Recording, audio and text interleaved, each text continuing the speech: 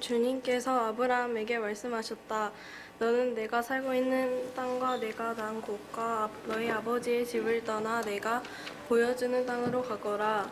내가 너로 큰 민족이 되게 하고 너에게 복을 주어 내가 크게 이름을 떨치게 하겠다. 너는 복의 근원이 될 것이다. 너를 축복하는 사람에게는 내가 복을 베풀어 주고 너를 저주하는 사람에게는 내가 저주를 내릴 것이다. 땅에 사는 모든 민족이 너로 말미암아 복을 받을 것이다. 아멘. 복의 근원이 되는 교회라는 제목을 가지고 함께 하나님 말씀 나누겠습니다. 누구나 인생의 영향력을 받으며 살아가죠. 모두가 다 그렇습니다. 영향력을 받으면 우리 인생의 가치가 바뀌고요, 방향이 바뀌게 됩니다. 어떤 좋은 말이나 또 어떤 사람을 통해서나 아니면 여러 환경을 통해서 우리는 영향력을 받으며 삶을 살아갑니다. 저도 긴 세월은 아니지만 살아온 삶의 인생 가운데 가장 많은 영향을 주었던, 저에게 많은 영향을 주었던 것이 뭘까 생각해 보면 단연 교회와의 만남이 아닌가 하는 생각을 해보게 됩니다. 저희 아버지는 사실 목회를 하셔서 제가 모태신앙으로 태어났고 그리고 교회에서 자랐고 거기에서 성장을 했습니다. 제 삶에 가장 큰 울타리가 되어준 것도 교회고, 그리고 또 저에게 가장 큰 영향력을 준 것도 교회였습니다. 교회 안에서 산다는 것, 교회 안에서 사택에서 이렇게 산다는 것하고 믿음 가지고 산다는 것하고는 좀 차원이 다른 이야기 같더라고요. 저는 늘 믿음이 없을 때는 저는 교회에서 삽니다, 그렇게 말하고 다녔거든요. 근데 믿음을 갖고 난 다음부터, 믿음을 갖기 시작할 때부터는 어떤 마음이 드냐면 저는 이제 믿음으로 살고 있습니다 라고 하는 고백을 하게 됩니다. 교회는 저에게 믿음을 주었고 제 인생과 삶을 송두리째 바꾸어 놓을 만큼 교회는 큰 영향력을 주었다 하는 겁니다. 그래서 저는 시편 122편 6절에 있는 말씀, 그 말씀에 참 은혜를 받습니다. 그 말씀을 보면 예루살렘을 위하여 평안을 구하라. 예루살렘을 사랑하는 자는 형통하리로다 그래요. 예루살렘은 주의 성전이 있는 곳이죠. 예루살렘을 위해서 기도하고 평안을 구할 때 하나님은 우리에게 형통의 복을 허락해 주신다 하는 겁니다. 이 말씀처럼 교회를 위해 기도하고 교회를 사랑하는 것 굉장히 중요하고 소중한 일입니다. 교회를 사랑하는 일은 분명히 우리 인생에 복을 받는 일이고 우리가 형통의 길로 나아가는 방법입니다. 그래서 이 축복의 말씀을 저뿐만이 아니라 우리 아이들에게도 물려주고 싶고 또 이 말씀대로 교회를 사랑하도록 그렇게 살도록 가르쳐주고 싶습니다. 그렇지만 교회가 우리 인생의 삶의 최우선순위는 아닙니다. 여러분 잘 한번 들어보십시오. 교회가 제 삶의 최우선순위는 아닙니다. 가장 중요한 것이라고 생각하지 않습니다. 왜냐하면 교회가 궁극적으로 하는 기능이 있기 때문에 그렇습니다. 교회의 기능은 뭡니까? 다른 사람들이 교회를 통해서 축복받도록 하는 것이 교회의 기능입니다. 교회보다 더 중요한 것이 있다 하는 거예요. 교회보다 더 소중히 여겨야 될 것이 있다 하는 겁니다. 그것이 뭐냐면 나 자신이죠. 나 자신. 그리고 또 우리 가정, 우리 직장, 우리의 삶의 터전이 중요합니다. 하나님의 교회를 만드신 목적은 뭐냐면 그러한 삶의 여정과 형편을 교회를 통해서 축복을 받는 삶으로 바꿔가기를 원하시기 때문에 그래요. 그래서 교회를 통해 영향력을 받고 교회를 통해서 나 자신이 변화되고 교회를 통해서 성도들과 행복한 교제를 나누고 교회를 통해 배워서 하나님의 가정, 하나님의 일터가 되도록 하는 것, 그것이 우리가 해야 될 일들인 거죠. 그래서 교회의 궁극적인 목적은 교회를 위한 교회가 아니라, 교회를 잘 지으려고 성도가 필요한 것이 아니라, 교회를 잘 세우기 위해 우리가 봉사하고 헌신하는 것이 아니라 교회를 통해서 우리가 변화되고 새롭게 되고 영향력을 받기 위해서 교회가 소중한 거죠. 교회는 우리에게 영향력을 줍니다. 교회는 우리에게 가치를 바꾸어냅니다. 교회는 우리에게 가정과 일터과 세상의 삶을 다르게 보도록 가르쳐줍니다. 그래서 교회가 소중한 거죠. 나와 우리 가정과 직장이 교회를 위해 존재하는 것이 아니라 교회가 나와 나의 직장과 나의 가정을 위해 존재하는 겁니다. 이 사실을 우리가 분명히 기억해야 하는 거죠. 이 이야기를 쉽게 이해할 수 있도록 주님이 하신 말씀이 있어요. 어느 날 예수님께서 안식일에 손 많은 사람을 고쳐주십니다. 손 많은 사람을 고치는 것을 보고 다른 여러 바리새인들이 예수님을 손가락질하기 시작합니다. 아니, 주일에 일을 하는가? 성일에, 안식일에 어떻게 저렇게 일을 할 수 있는가? 안식일을 지켜야지. 저런 일을 하면 안 되지. 하면서 손가락질을 했습니다. 그랬더니 주님이 하시는 말씀이 뭐냐면 마가복음 2장 27절에 보면 안식일이 사람을 위하여 있는 것이요 사람이 안식일을 위하여 있는 것이 아니다 하셨어요. 안식일이 사람을 위해서 있대요. 사람이 안식일을 위해서 있는 것이 아니다 하는 겁니다. 다시 말하면 사람이 교회를 위해 있는 것이지 교회가 사람을 위해 있는 것이다 하시는 말씀이에요. 사람이 교회를 위해 있는 것이 아니라 교회가 사람을 위해 있다 하는 겁니다. 하나님은 교회라는 건물을 사랑하시는 것이 아니라 교회 안에 있는 사람을 사랑하시죠. 사람을 너무 사랑하셔서 교회를 세우신 거죠. 교회를 통해서 사람에게 선한 영향력을 끼치도록 한 거죠. 그래서 교회는 우리에게 중요하고 소중합니다. 우리의 가정, 나 자신, 우리의 직장, 우리의 삶이 달라지기 때문에 그래요. 그래서 교회 때문에 가정이 복받고 교회 때문에 성도들이 행복하고 교회를 통해 깨어진 관계들이 회복되고 교회를 통해 직장과 사업과 일터가 복이 넘치는 거예요. 교회가 아무리 크게 부흥하고 성장해도 교회에 나오는 성도들이 그 가정이 불행하고 직장이 힘들고 삶 속에서 하나님의 은혜를 발견할 수 없으면 그 교회를 아무리 다녀도 그 교회는 좋은 교회가 아닙니다. 내 삶이 하나님의 은혜로 인도할 수 있는 교회, 그 교회가 진짜 교회죠. 그래서 좋은 교회는 얼마나 많은 사람들이 모였는가 하는 것이 중요하지 않습니다. 얼마나 많은 사업을 하는가 중요하지 않습니다. 체계적으로 어떤 조직을 가지고 살아가는가 하는 것도 중요하지 않습니다. 교회로 인해 성도들의 가정과 직장과 삶이 선한 영향력을 만드는 것, 그것이 가장 중요한 일입니다. 우리 교회는 환경운동을 합니다. 왜 환경운동을 합니까? 어떤 일을 하려고 환경운동을 합니까? 시간 때우려고 합니까? 그렇지 않습니다. 선한 영향력을 만들려고 하는 겁니다. 우리의 삶 속에서 선한 영향력을 만들려고. 우리는 지역을 섬기며 살아갑니다. 왜 지역을 섬깁니까? 사람들을 더 많이 불러 모으기 위해서 지역을 섬깁니까? 그렇지 않습니다. 교회를 통해 지역에 선한 영향력을 끼치기 위해서 그 일을 감당하는 겁니다. 우리는 더 많은 사람을 모이기 위해 하지 않습니다. 우리는 어떻게든지 선한 영향력을 끼치기 위해 사역하고 일하는 겁니다. 오늘 아브라함에게 주님이 축복해 주시는데 그러한 축복을 허락해 주셔요.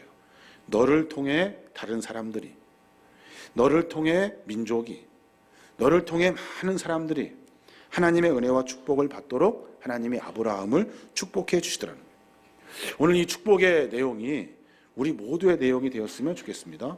우리 광주 계림교회를 통해서 하나님이 축복해 주셔서 계림교회를 통해서 많은 가정이 살아나고 많은 이들이 일어나고 그리고 하나님의 거룩한 축복과 은혜를 누릴 수 있는 선한 영향력을 끼치는 교회, 그 교회가 우리 교회가 되었으면 좋겠어요. 창세기 12장 2절에 보면 아브라함에게 축복하시는 주님의 이야기가 나옵니다. 내가 너로 큰 민족을 이루고 내게 복을 주어 내 이름을 창대하게 하리니 너는 복이 될지라 너를 축복하는 자에게 내가 복을 내리고 너를 저주하는 자에게는 내가 저주하리니 땅의 모든 족속이 너로 말미암아 복을 얻을 것이니라 하고 선포하셔요. 아브라함에게 놀라운 복을 약속하십니다. 땅의 축복, 민족의 축복, 창대한 이름의 축복. 거기에다 그보다 더 중요한 것이 뭐냐면 복의 근원이 되는 축복이에요. 너를 통해 다른 사람이 축복을 받게 될 거야 하는 거예요. 이것이 우리가 누려야 될 축복입니다. 저는 26년도를 시작하면서 그런 생각을 해보게 됩니다. 우리 교회가 더 많은 사람들에게 하나님의 축복의 영향력이 되었으면 좋겠습니다. 우리 각자 신앙과 믿음의 생활 속에서 우리의 삶이 하나님의 말씀을 통해서 새로워지고 변화되고 달라져서 우리의 삶의 그 자리가 하나님의 축복의 자리가 되었으면 좋겠습니다. 그러면 어떻게 하면 복의 근원이 될 수 있을까? 나를 통해 다른 사람이 복을 받을 수 있을까? 오늘 아브라함의 이야기를 통해서 몇 가지만 생각해 보려고 합니다. 하나는 뭐냐면 말씀을 따라가는 훈련이에요. 말씀을 따라가는 훈련. 4절에 보니까 아브라함이 그렇게 고백합니다. 이에 아브라함이 여호와의 말씀을 따라갔고 그래요. 아브라함이 여호와의 말씀을 따라갔대요. 고향을 떠나라 하는 말씀을 듣고 얼마나 답답했겠습니까? 생각하고 고민하고 또 고민했겠죠. 그리고 자기 판단을 의지하려고 했을 겁니다. 근데 아브라함은 그렇게 하지 않습니다. 하나님의 말씀을 따라갑니다. 그냥 순종하며 따라갑니다. 내 생각, 내 계획, 내 의지를 다 내려놓고 하나님의 말씀이 있는 곳에 내 삶을 맡겨드립니다. 하나님이 하시는 말씀에 순종하며 살아갑니다. 말씀하시는 일들에 내 계획을 꺾어냅니다. 그래서 아브라함은 하나님의 말씀에 집중하며 살아가죠. 우리도 모두가 마찬가지입니다. 성경 통독을 하고 있는데 성경 통독하는 이유가 뭐냐면 내가 어떤 성취감을 얻기 하는 거 아닙니다. 하나님의 말씀을 귀 기울이려고, 내가 그 말씀을 듣고 순종하는 연습과 훈련을 하려고, 그 일을 위해서 성경 통독을 하는 거죠. 조용히 말씀하시는 하나님의 말씀에 내가 순복하고 내 생각, 내 계획, 내 의지를 내려놓고 하나님에게 나를 맡겨드리는 거죠. 그때 우리는 복의 근원이 되는 거예요. 또 하나는 어떻게 하면 복의 근원이 될 수 있을까 생각해 보니까요, 우리 인생이 나그네 길이라는 것을 기억하셔야 돼요. 무슨 말이냐면 나그네는 지나가는 사람이죠. 거기에 잠깐 들렸다 가는 사람입니다. 그럼 나그네는 궁극적으로 어디로 가는 사람들입니까? 우리는 나그네입니다. 어디로 가는 사람입니까? 우리는 천국으로 가야 될 사람들입니다. 우리가 가야 될 본향은 천국이에요. 그래서 내가 있는 이 자리, 내가 있는 이 삶의 형편, 내가 있는 이곳이 잠시 지나가 하나님의 궁극적인 약속의 땅인 천국을 바라보며 삶을 살아야 하는 겁니다. 그래서 우리의 삶은 내 자리를 지키려고 욕심부리지 않습니다. 내 삶 속에서 이곳이 내가 나의 욕심을 채우려고 미워하지도 않습니다. 내 욕심을 채워내려고 다투지도 않습니다. 우리는 여기에 마음이 있는 사람이 아니라 하나님의 본향, 그 천국의 약속된 말씀으로 거기에 우리의 삶을 맡겨드리는 사람들입니다. 거기에 집중하기 때문에 우리의 삶의 형편은 중요하지 않습니다. 욕심, 미움, 다툼, 내가 소유하려고 하는 것들을 내려놓고 천국을 향해 전진하는 거죠. 아브라함도 마찬가지입니다. 그 땅을 놓고 전혀 모르는 곳으로 가기가 쉽지 않았을 거예요. 지키고 싶었겠죠. 그래서 하나님의 말씀을 못 들은 척 하고도 싶었고, 내가 그 땅을 지키기 위해 욕심 가지고 삶을 살아낼 수도 있었습니다. 미웃고 다투고 싸워서 쟁취할 수도 있었을 겁니다. 그런데 아브라함은 다 내려놓습니다. 왜냐하면 그가 갈 곳은 가나안이라고 하는 본향이 있기 때문에 그래요. 그곳으로 아브라함은 터벅터벅 걸어갑니다. 그게 우리가 가져야 될 마음입니다. 여러분, 우리의 삶의 형편 가운데 우리의 모습을 지키려고, 우리가 더 많이 가지려고, 내 자리를 유지하려고 하는 욕심을 내려놓아야 돼요. 그리고 우리에게 약속하신 천국을 소망하며 살아가는 것, 그것이 우리가 해야 될 일입니다. 그래야 우리가 지나가는 곳이 하나님의 축복의 땅이 됩니다. 아브라함이 가는 곳마다 사람들이 하나님의 은혜를 만납니다. 셈을 봐놓고 그냥 아브라함의 그 자녀는 떠납니다. 이삭은 떠납니다. 그리고 그 자리가 다른 사람의 자리가 되게 합니다. 그리고 또 그런 일들을 통해서 아브라함은 궁극적으로 그 온 이스라엘 백성들이 가나안 땅이라고 하는 본향을 소유하게 했다 하는 겁니다. 우리가 머무른 자리가 축복의 자리가 되도록 그 자리에 욕심 갖지 말고 천국을 소망하며 살아가는 우리 모두가 되어야 하는 겁니다. 또 하나 더 생각해 보면 어떻게 하면 복의 근원이 될 수 있을까 생각해 보면 어디에 있든지 예배하는 자리가 우리의 자리가 되어야 됩니다. 우리가 있는 자리가 예배하는 자리가 되어야 합니다. 7절에 보면 하나님이 아브라함에게 말씀하셔요. 뭐라고 하냐면 내가 이 땅을 내 자손에게 주리라 약속하십니다. 이 말씀을 읽으면 여러분 어떤 생각이 듭니까? 아, 이제 됐다. 내 자녀들은 이제 이 땅에서 떵떵거리며 잘 살겠구나. 여러분 그런 생각이 먼저 들지 않습니까? 근데 본문을 조금 더 자세히 들여다보면 전혀 다른 의미가 들어 있습니다. 하나님께서 아브라함과 그의 후손에게 땅을 허락해 주신 것은 그 땅에서 떵떵거리며 배불리 잘 살아가 아닙니다. 그 땅에서 하나님께 예배해라 이거예요. 그 땅에서 하나님께 제단을 쌓고 찬양해라. 하나님께서 그 땅에서 이스라엘 백성들의 그 예배를 받으시겠다고 작정하시고 그에게 그 땅을 허락해 주신 거예요. 끝이 보이지 않는 고된과 어려움과 그 속에서 아브라함에게 그 땅을 허락해 주신 거예요. 아브라함은 그 땅에서 하나님께 예배합니다. 아브라함의 후손들도 그 땅에서 주님을 찬양합니다. 모두가 하나님께 영광 돌리는 삶을 살아갑니다. 우리도 마찬가지입니다. 우리가 있는 자리가 내 자리가 아닙니다.